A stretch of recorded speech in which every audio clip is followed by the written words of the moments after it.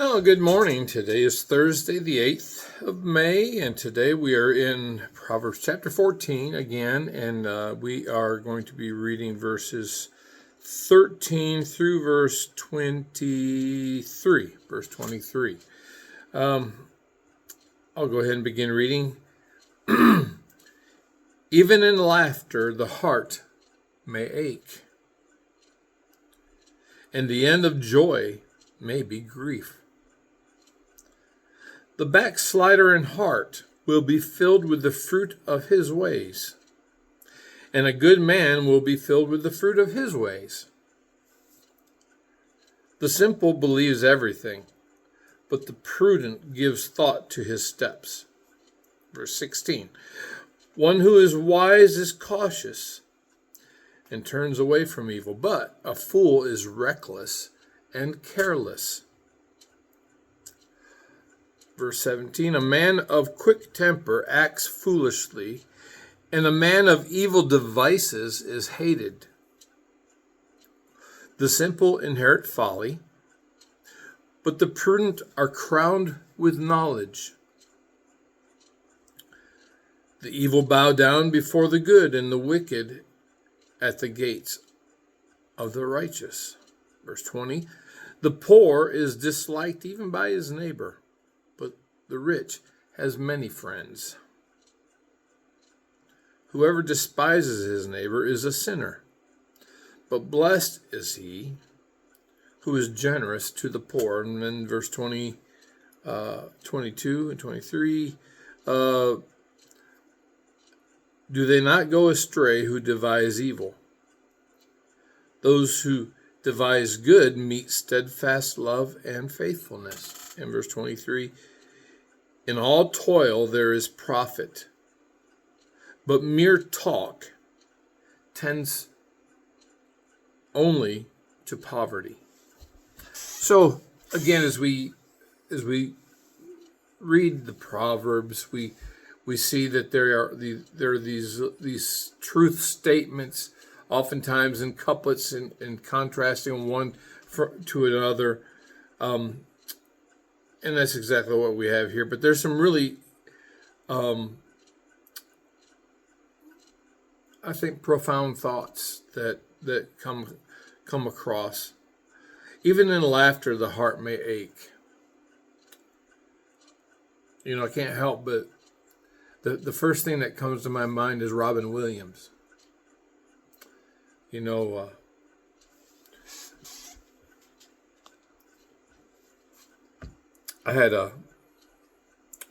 Robin Williams was a great comedian, very funny man, but suffered with depression.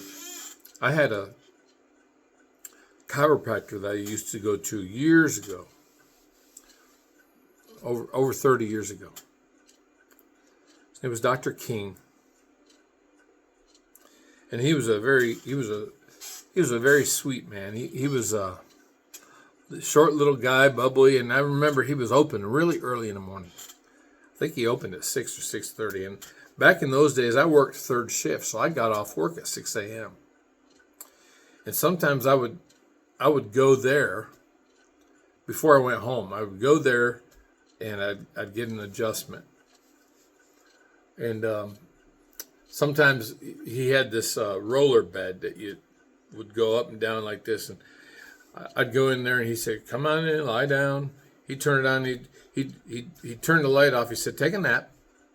I'll be right back." He'd come back in a few minutes later, and I remember one time, and he knew I was a student. I was going to school as well, and I remember one time he reached in his pocket and he pulled out his wallet and he gave me $20. He said, "Here, take your wife out to dinner." Like I said, he was a sweet man, just always bubbly. I mean, at 6 a.m, you're dragging in. He'd just say, "Hey, good morning," and after he'd give you an adjustment, he said, "Okay, now jump up and run."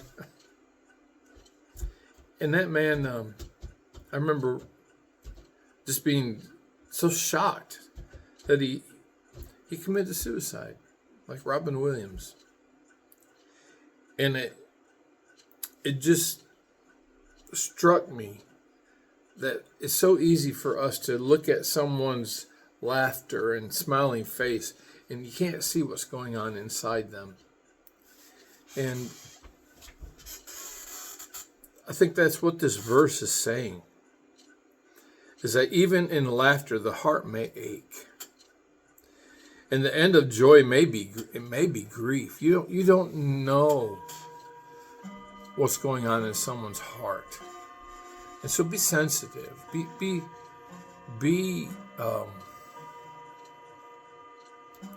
Always be kind. And know that even just because someone makes you laugh, be sensitive and know that they may have heartache going on inside. Then the next verse is very powerful as well. He says, verse 14, the backslider in heart will be filled with the fruit of his way, and the good man will be filled with the fruit of his way. And I can simplify that by just saying, you reap what you sow. Because that's what it says to me. The backslider in heart will be filled with the fruit of his way. If you're backslidden of heart, that means you've fallen back into sin.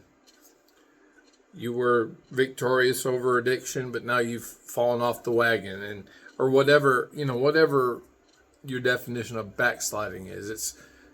But it just pictures the idea that you were here, and now you've fallen back.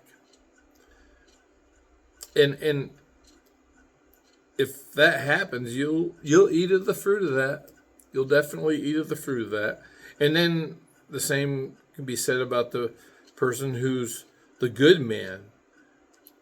The good man does good things, he sows good things, and he'll eat good things. He'll reap good fruit.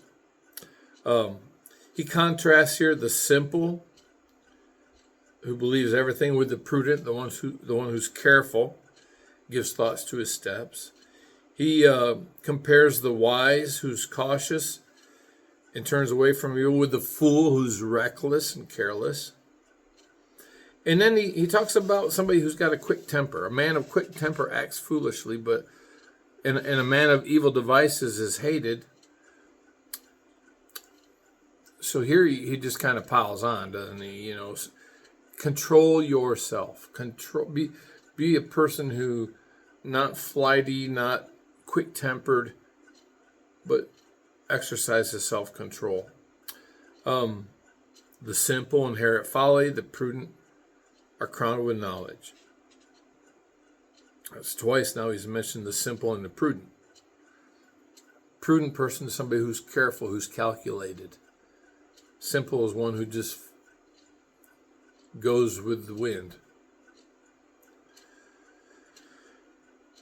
Verse 19, the evil bow down before the good, the wicked at the gates of the righteous. Then he's got a couple verses in here about the poor. That poor people are despised, mistreated oftentimes, but he crowns it off here by saying that it's important that we treat the poor generously. Verse 21, blessed is he who is generous to the poor. One other verse that just really, I think, is important to note, and that's verse 23. In all toil there is profit, but mere talk tends only to poverty. In other words, don't be lazy. Work.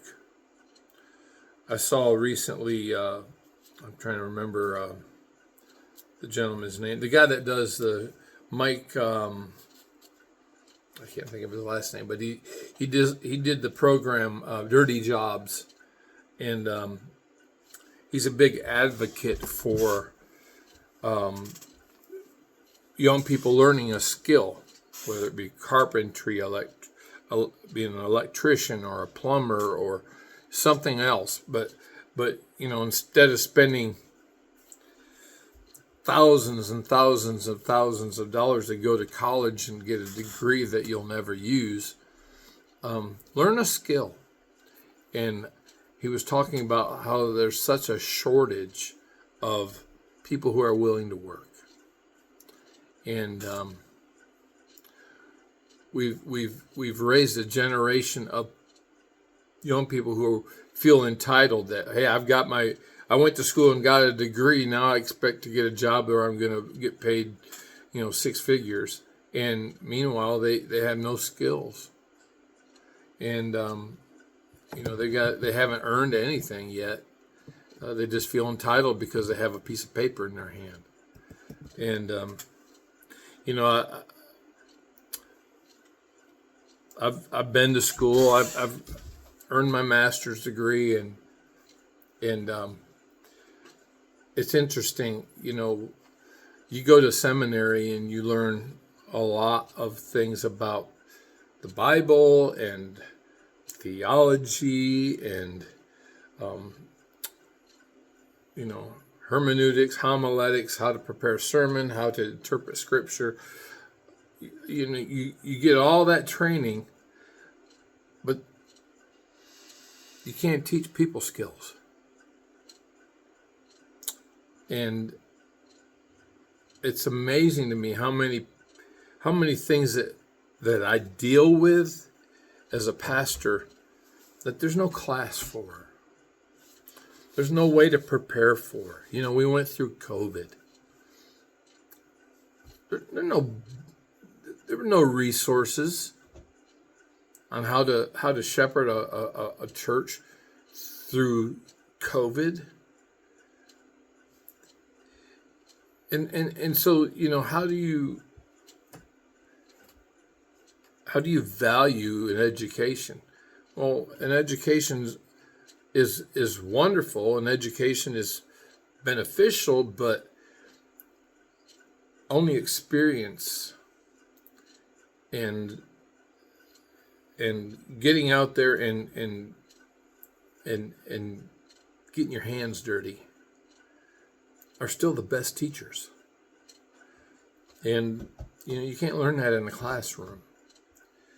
And even in ministry, there's just some things you just can't teach from a book.